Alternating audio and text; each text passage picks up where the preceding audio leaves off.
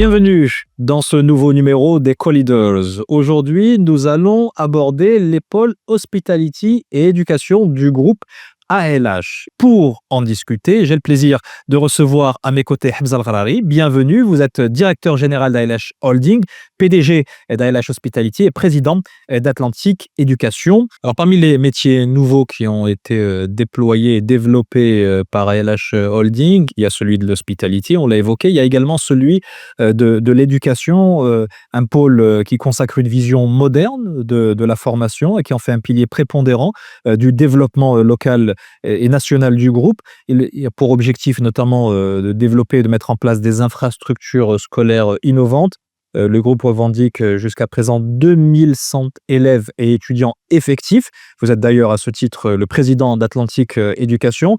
Là aussi, au même titre que l'hospitality et l'hôtellerie, qu'est-ce qui vous a poussé à aller explorer cet univers de l'éducation qui est au demeurant assez éloigné de celui de l'hospitality notamment ou de l'immobilier de manière globale, mais vers lequel vous avez de solides ambitions? Alors, le secteur de l'éducation, qu'est-ce qui a justifié, on va dire, notre intérêt pour le secteur? La première chose est qu'au niveau du groupe, on a toujours souhaité être dans des secteurs avec de l'impact. Tous les secteurs dans lesquels on est sur une vision à long terme et avec de l'impact. Et le secteur de l'éducation est ô combien un secteur avec de l'impact, puisque investir dans les écoles, c'est investir dans l'avenir, investir dans nos élèves, c'est préparer la jeunesse de demain, c'est préparer cette ressource qui va pouvoir porter le Maroc à des objectifs aussi ambitieux qui ont été définis. Et quelle analyse vous avez faite avant de mettre le pied dans cet univers de l'éducation dans le royaume? Alors, il y a beaucoup d'enjeux dans le secteur de l'éducation. Le premier enjeu, il y a un enjeu de massification. Aujourd'hui, on parle de 8 millions d'élèves, dont 6,6 pratiquement sont dans le secteur public, et le reste, 1,4 million, sont dans le secteur privé. Le secteur privé vient un peu décongestionner le secteur public. L'État encadre extrêmement bien le secteur privé avec un certain nombre de cahiers des charges, avec des directives, un accompagnement, un contrôle de qualité et une exigence sur les infrastructures.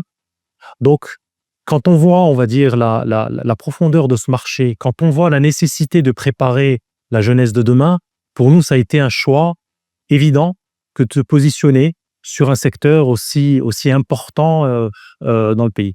Il y a énormément de challenges à relever. Vous le disiez, c'est un univers qui a une dimension nationale forte et stratégique aussi puissante. Quels sont les leviers que vous avez décidé d'activer dans ce secteur?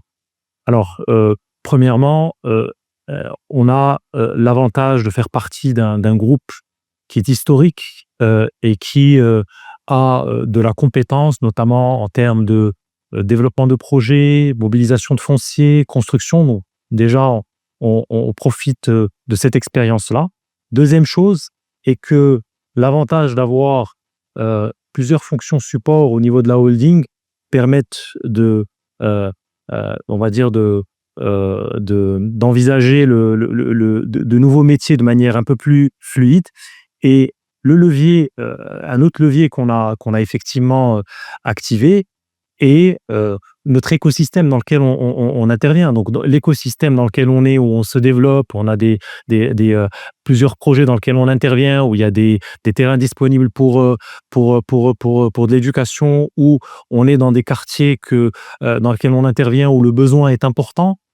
Tout ça permet de se déployer facilement, facilite le déploiement dans ce secteur pour nous.